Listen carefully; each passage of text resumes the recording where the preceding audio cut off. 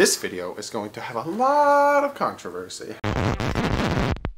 What's up, Fin fans? So, I was debating making this video for a very long time. Why? Because there's two different groups of Dolphin fans.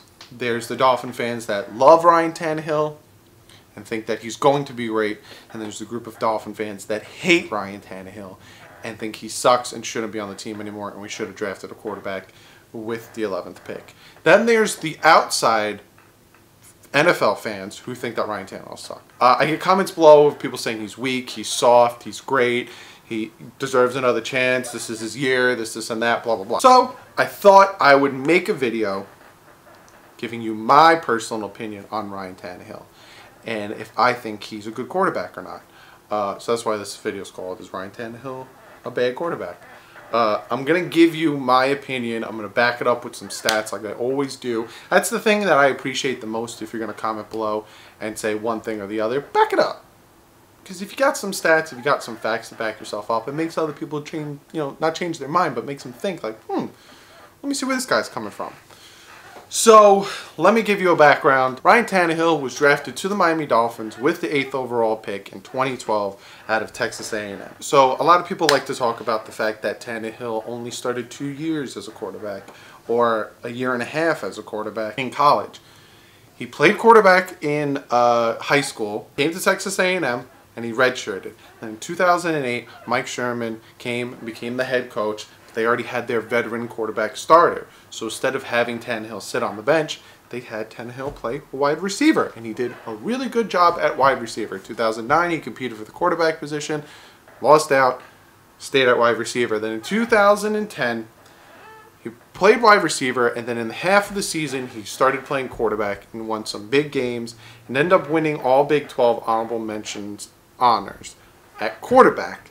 Then in 2011, he played friggin' quarterback the whole season, and then we drafted him at quarterback. The dude's a quarterback.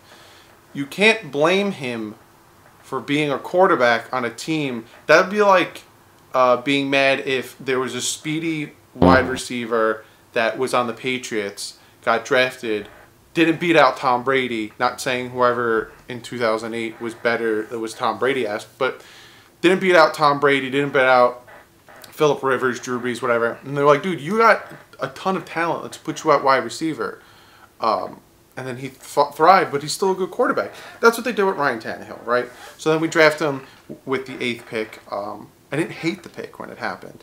But when I started watching him play, it was iffy. He was very raw. You could see that he didn't play quarterback a lot throughout college. So that's where the knock on him goes. I remember watching him before Adam Gase came, and I hated it because the dude would stay in the pocket too long, or he would stare down his primary receivers too long and take sacks and take stupid mistakes or check down on like 3rd and 13s.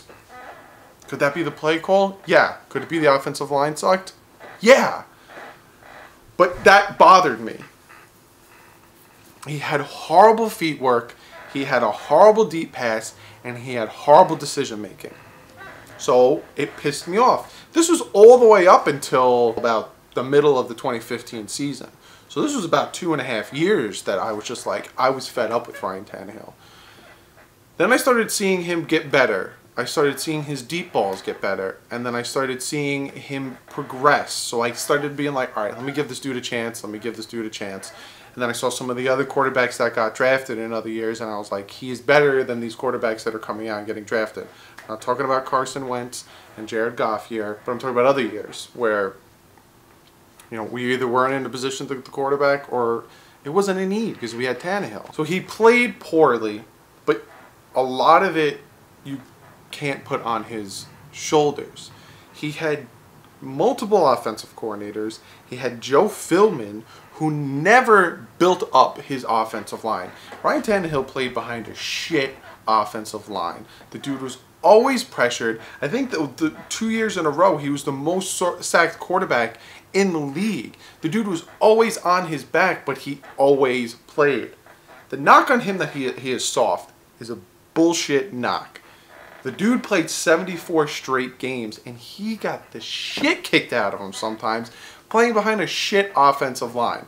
Again, I'm telling you, when I watched him from 2012 to about 2014, I hated the dude.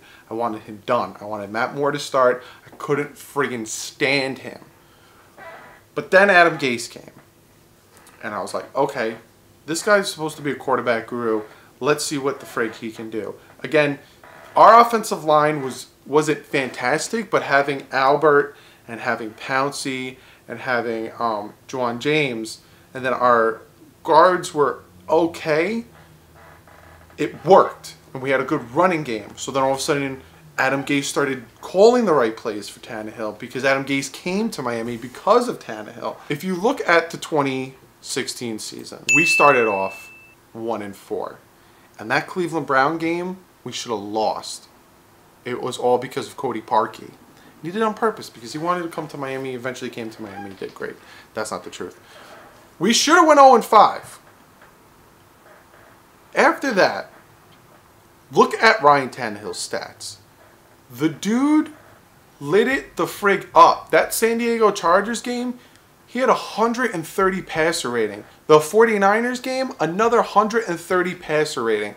The Cardinals game that he got hurt, before he got hurt, he threw 3 touchdowns. 124 passer rating.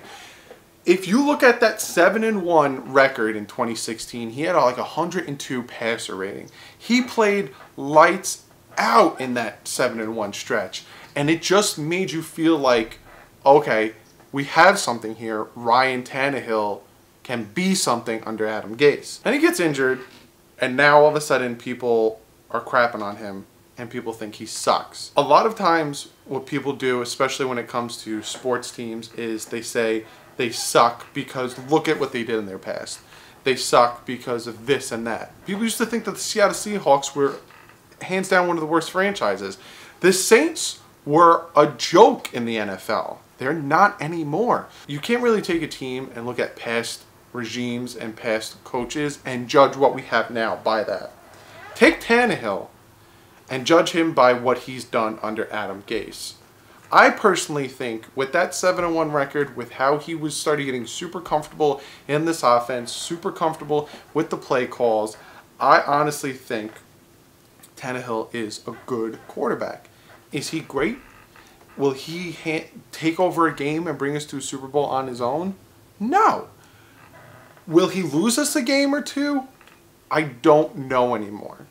Because after that 7-1 start, especially that Rams game, he won that game for us. He marched the team down the field and threw that touchdown pass to Devontae Parker in the corner of the end zone to win that Rams game. So it's hard to tell if he would lose us a game, but I have more confidence in him under Gase under the 7-1 record. So to answer the question, is Ryan Tannehill a bad quarterback? No. I don't think Ryan Tannehill is a bad quarterback. Is he a Hall of Fame quarterback? No. I associate Ryan Tannehill with a more athletic, I would say like Chad Pennington. Chad Pennington was a game manager. He didn't have the arm strength, but he took the Dolphins and won the division with us. I think Tannehill, with the right pieces around him, with a great defense, a great running game, can win 11 games. That's what I honestly think. But if you don't have a good defense, if your offensive line is shit, and you put it all on Ryan Tannehill, then you'll win 6, 7 games a year, maybe 5. But that doesn't make him a bad quarterback, because with the right pieces, he's a good quarterback. So, like I said, in a nutshell, no, I don't think he's a bad quarterback. So let's do comment of the day. And this one comes from Edison Williams. He asks me, how good do you think our defense will look this year? I'm thinking extremely talented and headstrong. It all depends. With the defense, if these defensive tackles with that hockey rotation can get pressure and can help the defensive ends get a pass rush and can help free up the linebackers to get to the running back and to stop the run, and the corners play like they did last year, yeah, I think this defense can be top 10. But if the defensive tackles and the linebackers play caca, then no. I think it'll be another struggle. I think we'll win games, like we did like with the Falcons, how we pulled one out, or some other games where the defense just pulled it out. But it all relies, to me, I think our safeties are set, our corners are set, our defensive ends are set. I think it's linebacker and defensive tackle that is the biggest question mark, so it all depends on them. But if everything plays out like I hope it does, yes. So, hope you guys enjoyed the video. Comment below your question. If you want to be part of the question of the day or comment of the day, just comment. Let me know what you think about what I said about Ryan Tannehill, about the fact that I don't think he's a bad quarterback, and I think he is a good quarterback, and all the other stuff I said about Ryan Tannehill. Let me know what you think. If you think otherwise, let me know. Back it up with some stats, back it up with some facts. Don't just say, no, he sucks. Because then I'm not going to listen to you. Because then you're being a troll. And trolls live under bridges and have moles on their balls. What? Follow me on Twitter. Tweet out a ton of stuff. I can get your guys' questions on Twitter as well. I can take polls on Twitter, and I can interact with you guys more on Twitter. Follow my second channel, The Bit Boys. If you follow us and subscribe and comment that you subscribed, or comment anything on any of our videos, I will send you a wristband. I sent 2 out already. I hope those guys enjoy their wristbands. I will send out a ton more. I have so many more. So do that for me. Like this video if you like videos like this. Like this video because pretty soon training camp starts, which means pretty soon preseason's here, which means pretty soon football's here. Makes me super happy. Subscribe if you're not already. Subscribe. I'll be doing a ton of other things besides Dolphin things, but I will be doing a ton of Dolphin things. And other than that, hope you guys have a great weekend, or having a great weekend. And fins up. Essentially, Jarvis Landry was on NFL Network, and they asked him, have you talked to Tannehill, or has Tannehill talked to you since you've gone to the Cleveland Browns? And of course, everyone wants to know because of the last thing he said.